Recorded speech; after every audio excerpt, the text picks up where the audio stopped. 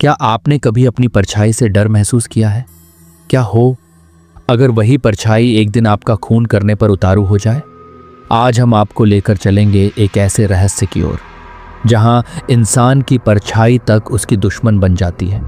5 दोस्तों का एक एडवेंचर ट्रैक बदल जाता है मौत के खेल में, जहां हर दरवाज़ा एक जाल है, हर दीवार एक चेतावनी और हर सांस के साथ मौत करीब आती है।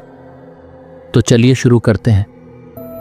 5 दोस्त रवि, मोहित, सीमा, प्रिया और करण एडवेंचर के लिए उत्तराखंड की पहाड़ियों में ट्रैकिंग पर निकलते हैं। रास्ते में घना कोहरा छा जाता है। जीपीएस काम करना बंद कर देता है। वो एक सुनसान रास्ते पर भटक जाते हैं और सामने आता है एक पुराना टूटता हुआ पुल। पुल पार करते ही उन्हें एक साधु दिखाई देता है, जिसके चेहरे पर झुर्रियों के बीच एक अजीब सी मुस्कान होती है। वो धीमी आवाज़ में कहता है, उस रास्ते पर मत जाना, वहाँ इंसानों की परछाइयाँ नहीं, आत्माओं की परछाइयाँ चलती हैं। वो डर कर आगे बढ़ जाते हैं, लेकिन साधु की हंसी दूर तक सुनाई देती रहती है। और भटकते भटकते तेज़ बारिश में वो एक रहस्यमयी हवेली के पास पहुँचते हैं। हवेली के गेट पर लिखा होता है, जो अंदर आया वो अपनी पहचान खो बैठा। गेट अपने आप चरमरा कर खुल जाता है। अंदर हवा में सड़ी हुई मांस की बदबू फैली होती है। दूर घंटियों की आवाज़ आती है, मगर वहाँ कोई मंदिर नहीं है।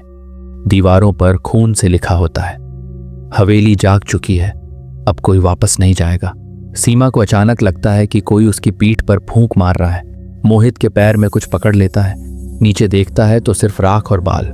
प्रिया कहती है, यहाँ कोई है जो हमें देख रहा है। वे एक बड़ा जंजीरों से बंधा दरवाज़ा देखते हैं। दरवाजे पर लाल रंग से लिखा है, खोलोगे तो खो जाओगे। रवि मजाक में कहता है, कौन खोता है यार, और दरवाज़ा खोल देता है। अंदर एक अंधेरा कमरा जिसमें एक पुरानी पालकी पड़ी होती है और उससे अचानक चीख निकलती है। सीमा बेहोश होकर गिर जाती है। सीमा में बदलाव। सीमा जागती है।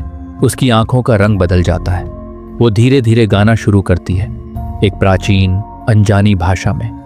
उसका चेहरा विकृत हो जाता है। हड्डियां चटकने की आवाज़ आती है। रात भर हवेली के कोनों से किसी के दौड़ने की आवाज़ें आती रहती हैं। करण को हवेली की लाइब्रेरी में एक किताब मिलती है, साया, अधूरी आत्माओं की डायरी। उसमें लिखा होता है कि 150 साल पहले यहाँ तांत्रिकों ने आत्माओं को कैद करने के लिए रात्रि यज्ञ किया था, लेकिन यज्ञ अधूरा रह गया। आत्माएं बंद नहीं हुई बल्कि जाग गईं। जो भी दरवाज़ा खोलता है उसकी आत्मा उनकी जगह लेती है। सुबह गांव में पहुंचते हैं। वहाँ लोग दूर भागते हैं। एक बूढ़ी औरत कहती है, तुमने उसे जगा दिया है, अब कोई नहीं बचा सकता। बाबा सुरेशनाथ कहते हैं, वो हवेली अब सिर्फ जगह नहीं है, वो जिंदा है। वहाँ तुम्हारी परछाइयाँ भी तुम्हें मार सकती हैं। बाबा सुरेशनाथ उन्हें लेकर हवेली में जाते हैं। कमरे के चारों ओर तेल के दिए जलाए जाते हैं, लेकिन हवा में अपने आप बुझ जाते हैं। बाबा कहते हैं, ध्यान रखना, कोई पीछे मुड़कर नहीं देखेगा, जो देखेगा वो यहीं रह जाएगा। जैसे ही पूजा शुरू होती है, हवेली के हर कोने से चीखें आती हैं। सीमा का शरीर जमीन से 3 फीट ऊपर उठ जाता है। उसके मुंह से काले धुएं के सांप निकलते हैं। हवेली की दीवारों से खून रिसने लगता है। तो एक काली परछाई बाबा पर हमला करती है। बाबा त्रिशूल उठाकर मंत्र बोलते हैं। जैसे अग्नि जलाए वैसे ही यह बंधन टूट जाए। हवेली कांपने लगती है। छत से जली हुई लाशें गिरने लगती हैं। आत्मा गुस्से में गरजती है और अंत में एक विस्फोट के साथ हवा में विलीन हो जाती है। बाबा कहते हैं, साया गया नहीं है, बस सोया है, फिर जागेगा जब कोई इसे दोबारा छेड़ेगा। 5 दोस्त लौट आते हैं, लेकिन सीमा अब भी कभी कभी आधी रात को वही अजीब भाषा में गाना गाने लगती है। आज भी उस हवेली से रात को किसी के हंसने और रोने की आवाज़ें आती हैं। लोग वहाँ जाते ही खो जाते हैं, बस उनकी परछाइयाँ रह जाती हैं। और सवाल ये है, क्या आप कभी अपनी परछाई पर भरोसा करते हैं? क्या हो अगर एक दिन आपकी परछाई ही आपका खून कर दे?